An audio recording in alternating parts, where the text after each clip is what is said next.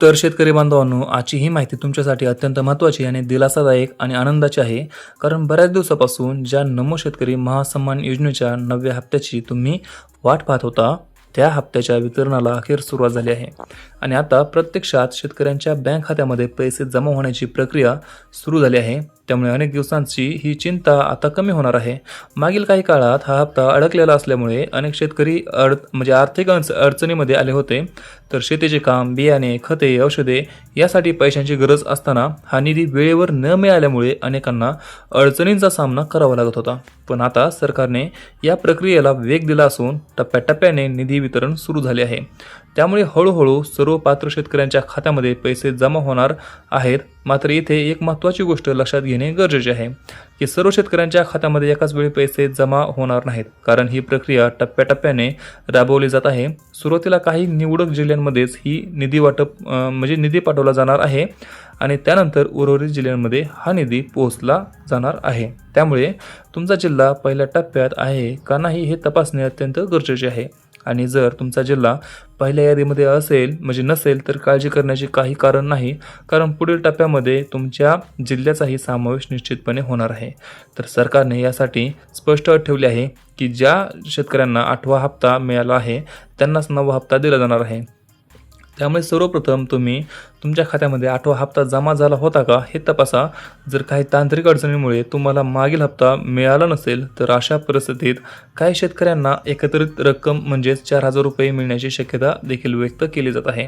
निधी वितरणाची वेळ देखील ठरवण्यात आली आहे आणि ही प्रक्रिया सकाळी 10 वाजल्यापासून सुरू होऊन रात्री 10 वाजेपर्यंत चालणार आहे. दिवसामध्ये 3 वेगवेगळ्या टप्प्यांमध्ये पैसे जमा केले जाणार आहेत.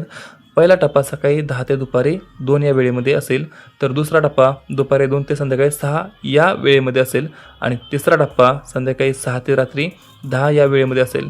त्यामुळे दिवसभर तुम्ही तुमच्या मोबाईलवर येणारे बँक मेसेजेस नियमितपणे तपासत राहणे अत्यंत गरजेचे आहे मित्रांनो. कारण कोणत्याही क्षणी तुमच्या खात्यामध्ये 2,000 रुपये जमा होऊ शकतात. हा संपूर्ण व्यवहार DBT म्हणजे डायरेक्ट बेनिफिट ट्रान्सफर या पद्धतीने सुरू केला जात आहे. याचा अर्थ असा की पैसे थेट तुमच्या बँक खात्यामध्ये जमा होतील. यामध्ये कोणत्याही मध्यस्थाची गरज भासणार नाही. त्यामुळे ही प्रक्रिया पारदर्शक आणि सुरक्षित आहे. मात्र पैसे मिळण्यासाठी काही अटी पूर्ण असणे आवश्यक आहे. जसे की तुमची KYC पूर्ण असणे अत्यंत गरजेचे आहे. तसेच तुमचे आधार कार्ड तुमच्या बँक खात्याशी लिंक असणे अत्यंत आवश्यक आहे आणि तुमचे बँक खाते सक्रिय असणे देखील खूप महत्त्वाचे आहे. जर यापैकी कोणतीही गोष्ट अपूर्ण असेल तर तुमचा हप्ता अडकू शकतो. त्यामुळे वेळ न घालवता तात्काळ जवळच्या CSC सेंटरमध्ये जाऊन तुमची माहिती अपडेट करून घ्या.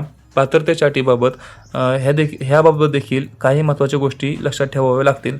जसे की तुमच्या वार्षिक उत्पन्न साधारण 2.5 लाखापेक्षा कमी असावे. तसेच तुमच्या कुटुंबातील कोणतीही व्यक्ती सरकारी नोकरीत नसावी आणि पिवळे किंवा केशरी रेशन कार्ड असणाऱ्या शेतकऱ्यांना प्राधान्य दिले जाऊ शकते. पहिल्या टप्प्यात ज्या जिल्ह्यांमध्ये निधी वितरण सुरू झाले आहे त्यामध्ये नाशिक, अहमदनगर, जळगाव, धुळे, पुणे, सातारा, कोल्हापूर, रायगड, रत्नागिरी, सिंधुदुर्ग, तुम्ही स्क्रीनवरती पाहू शकता मी जरी फास्ट बोलत असलो तरी, सिंधुदुर्ग, धाराशिव, जालना, नंदुरबार, गोंदिया, भंडारा, चंद्रपूर, गडचिरोली आणि पालघर या जिल्ह्यांचा समावेश आहे. जर तुम्ही या जिल्ह्यांपैकी कोणत्याही जिल्ह्यामध्ये राहत असाल तर तुमच्या खात्यामध्ये लवकरच पैसे जमा होण्याची शक्यता आहे. आणि जर तुमचा जिल्हा या यादीत नसेल तर अजिबात घाबरू नका, कारण पुढील टप्प्यांमध्ये उर्वरित जिल्ह्यांमध्ये देखील निधी पोहोचवला जाणार आहे. त्यामुळे संयम ठेवा आणि तुमची सर्व कागदपत्रे व्यवस्थित ठेवा. शेवटी सर्व शेतकरी बांधवांना एकच संदेश आहे की तुमची KYC पूर्ण ठेवा, आधार लिंकिंग तपासा, बँक खाते सक्रिय ठेवा आणि मोबाईलवरील बँक अपडेट्स नियमित तपासत राहा. कारण पुढील काही तासांमध्ये किंवा दिवसांमध्ये तुमच्या खात्यामध्ये ही रक्कम जमा होऊ शकते आणि ही मदत तुमच्या शेतीसाठी नक्कीच उपयोगी पडेल. त्यामुळे ही माहिती जास्तीत जास्त शेतकरी बांधवांपर्यंत पोहोचवा, जेणेकरून कोणताही पात्र शेतकरी या योजनेपासून वंचित राहणार नाही.